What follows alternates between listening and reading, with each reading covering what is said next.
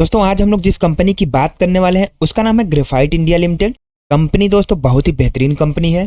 किसी जमाने में मैं इसका इन्वेस्टर हुआ करता था। फिलहाल अभी ये मेरे पोर्टफोलियो में नहीं है, लेकिन आज हम इसकी एनालिसिस करते हैं और देखते हैं कि क्या ये पोर्टफोलियो में रखने लायक है। तो जैसा कि अभी देख पा रहे हैं आप दोस्तों, ये कंपनी एक जमाने में बहुत ही बेहतरीन रिटर्न दिया था इसने, और फिर उसके बाद ये जितना तेजी से ऊपर गया था उतना ही तेजी से नीचे भी आ गया था, और अब ये एक रेंज में ही देखा जाए तो एक बहुत ही बड़े रेंज में ट्रेड कर रहा है। दोस्तों मैं इसके चार्ट के एनालिसिस आपको लास्ट में बहुत ही अच्छे तरीके से बताऊंगा, और हम लास्ट में देखेंगे कि क्या इसमें इन्वेस्ट किया जा सकता है या नहीं, और अगर किया भी जा सकता है तो उसमें टारगेट क्या क्या होंगे। लेकिन उससे पहले हम इसकी फंडामेंटल एनालिसिस देख लेते हैं। तो जैसा कि आपको पता है दोस्तों, कंपनी का नाम है ग्रेफाइट इंडिया लिमिटेड। इसका जो स्टॉक मार्केट प्राइस है वो 600 रुपए है, और इंट्राडे में माइनस का 1% डाउन था। इसकी जो मार्केट कैप वैल्यू है वो 11,729 करोड़ का है। इसका जो पी है वो 251 है, बहुत ही ज्यादा हार्ट है। यहाँ पर आपको संभल कर रखना पड़ेगा, इस चीज का आपको विशेष ध्यान रखना पड़ेगा क्योंकि कंपनी इस समय ओवर वैल्यू है। बाकी इसका जो ROCE है वो 7.2% का है, जो कि ये भी कुछ खास नहीं है, और ROE तो बिल्कुल भी खास नहीं है, 4.66%। और पिछले एक साल के अगर हम हाई लो की बात करें तो 252 रुपए का इसका लो था और 626 रुपए का इसने हाई लगाया था। कंपनी के बारे में बता दूं दोस्तों, तो कंपनी जो है वो मेनली ग्रेफाइट एंड कार्बन के मैन्युफैक्चरिंग एंड सेलिंग में इंगेज्ड है।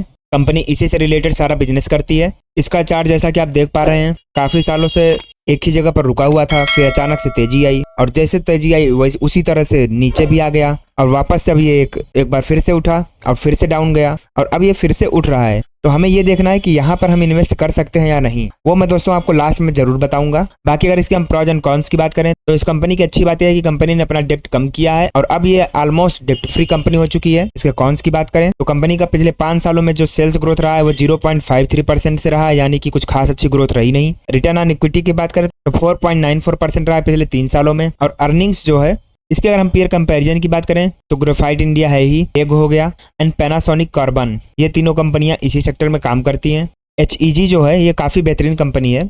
इसका पी भी देखिए अभी अंडर वैल्यू है 17 का, लेकिन ग्रेफाइट इंडिया बहुत ही ज्यादा 251 दिखा रहा है यहाँ पे, यानी कि इसका पी बहुत ही ज्यादा हॉट है। बाकी दोस्तों हम एक की भी एनालिसिस करेंगे आगे, लेकिन अभी हम ग्रेफाइट इंडिया की देख रहे हैं। तो इसका जो क्वार्टरली रिजल्ट्स है, अगर हम इसके सेल्स की बात करें तो दिसंबर 2020 में 499 करोड़ का सेल्स था, दिसंबर 2021 में 880 करोड़ हुआ, दिसंबर 2022 में 701 करोड़, और दिसंबर 2023 में 690 करोड़, यानी कि इसमें देखें तो काफी उथल पुथल रहती है। वही नेट प्रॉफिट की बात करें तो जहां दिसंबर 2020 में 23 करोड़ का प्रॉफिट था, दिसंबर 2021 में 132 करोड़ का प्रॉफिट, दिसंबर 2022 में सिर्फ 53 करोड़ का प्रॉफिट रहा, और दिसंबर 2023 में तो और भी नीचे गिरकर 17 करोड़ का ही प्रॉफिट रहा। यानी कि अभी तक हम जितना भी देखे हैं कंपनी कुछ खास जमी नहीं। 10 सालों के प्रॉफिट लॉस की बात करें तो इसका जो सेल्स ग्रोथ है वो मार्च 2012 में 1912 करोड़ का था, मार्च 2015 में 1711 करोड़, मार्च 2018 में 3266 करोड़, मार्च 2021 में 1958 करोड़, और करंट में अगर बात करें तो कुल 3045 करोड़ का इसका सेल्स ग्रोथ है।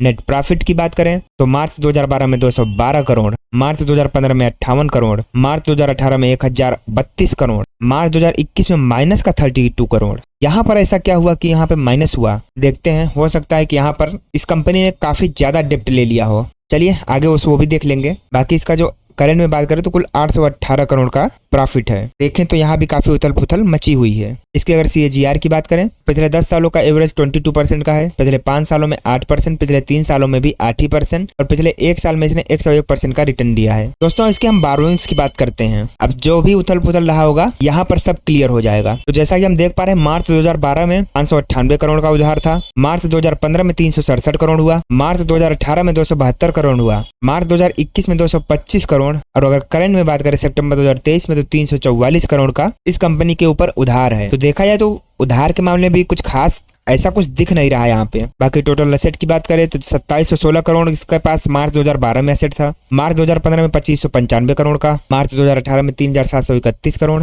मार्च 2021 में 5527 करोड़, और करंट में अगर देखें तो 7153 करोड़ का एसेट है। यानी कि इसके एसेट में भी बढ़ोतरी हो रही है लगातार। ये काफी अच्छी चीज देखने को मिल गई कि हर जगह उथल पुथल है, लेकिन इसके एसेट्स में लगातार वृद्धि है। बाकी अगर हम इसके शेयर होल्डिंग पैटर्न की बात करें तो प्रमोटर्स की हिस्सेदारी जहां मार्च 2021 2023 में 65.34% पर थी, दिसंबर 2023 में भी 65.34% ही है। यानी कि प्रमोटर्स ने न तो अपना हिस्सा बढ़ाया है और ना ही घटाया है। FIIs की बात करें तो 7.67% से 4.27% किया है, यानी डाउन किया है। DIIs की बात करें तो 7.12% से 10.63% किया, यानी कि DIIs ने म्यूचुअल फंड्स ने अपनी हिस्सेदारी बढ़ाई है। और पब्लिक की बात करें तो 19.87% से 19.77% पे है, यानी कि पब्लिक में भी कुछ खास अंतर नहीं देखा गया। लेकिन जो अच्छी बात है वो ये कि प्रमोटर्स हिस्सेदारी 65% से ज्यादा है और वो भी लगातार बनी हुई है। इसके अगर हम रेवेन्यू की बात करें तो इसका जो प्रोडक्ट है वो 72% graphite electrodes and graphite products बनाने में आता है। कैलासाइन पेट्रोलियम कोक में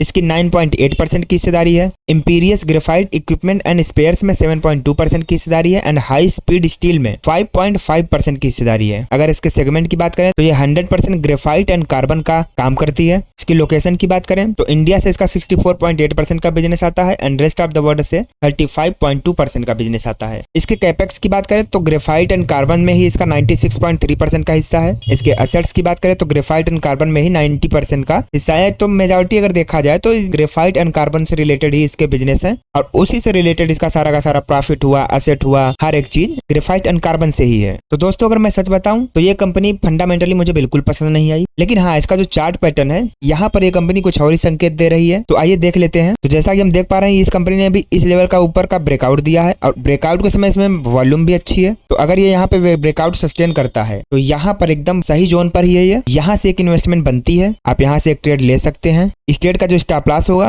वो इस लेवल पर आप रखिए, इस रेड कैंडल के नीचे का। और जैसे ही अगर ये रेड कैंडल के नीचे ट्रेड करना स्टार्ट कर देती है तो बिना कुछ सोचे समझे इस स्टॉक से एक बार निकल जाइएगा। आपको कम से कम यहाँ तक का टारगेट लेना है। और हाँ ये कंपनी यहाँ से निकलने के बाद और भी ऊपर जा सकती है अपने पुराने लेवल तक, यहाँ तक। तो अगर आप यहाँ तक का टारगेट रखना चाहते हैं तो आप जो स्टॉप लॉस है उसको भी यहाँ पे कर लीजिएगा इस लेवल पर। बाकी ये स्टॉक अभी सही जोन पर है, यहाँ से एक इन्वेस्टमेंट बनती है, यहाँ पर एक ट्रेड ले सकते हैं। लेकिन फिर से वही बात बोलूंगा कि कोई भी इन्वेस्टमेंट करने से पहले एक बार खुद से जरूर जांच लेना, क्योंकि अगर मेरे कहने पर आप यहाँ पर बाई कर लेते हैं तो फिर वो उसके बाद वो आपका फैसला हो गया, फिर वो मेरा निर्णय नहीं गया, वो आपका निर्णय हो गया। फिर उस स्टॉक में प्रॉफिट हो लॉस हो वो सब आपका क्रेडिट है। तो इसलिए एक बार खुद से एनालिसिस जरूर कर लेना। और वीडियो पसंद आई हो दोस्तों तो वीडियो को लाइक एंड सब्सक्राइब जरूर कर देना।